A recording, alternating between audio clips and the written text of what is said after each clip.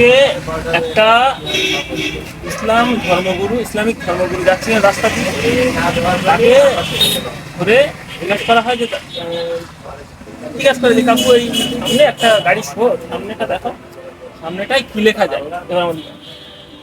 এবার সামনেটায় কি লেখা যায়, তো সে লোক বললো যে এখানে লেখো বুরাক। এটা হলো আরবিতে যদি বলা হয় তাহলে বুরাক শব্দের এরকম হয় যে বুরাক। হযরত মুহাম্মদ ইসলাম ধর্মের শেষ নবী ছিলেন।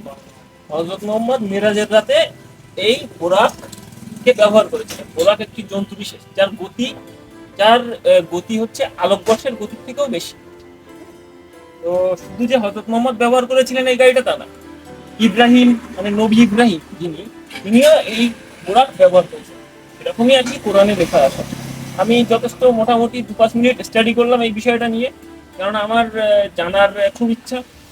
আর এই যে কেন লিখলাম এই গাড়ির সামনে, এটা তো পাবলিকালি থাকবে গাড়িটা, এই জন্য আমি বিষয়টা জানার চেষ্টা করলাম যে বোরাক শব্দের অর্থ কি এবং কেন ব্যবহৃত হবে বা গাড়ির সামনে কেন লিখবো।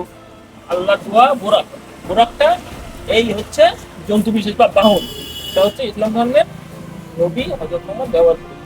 এইটুকুই জানানোর জন্য এই ভিডিওটা করলাম। Thank you.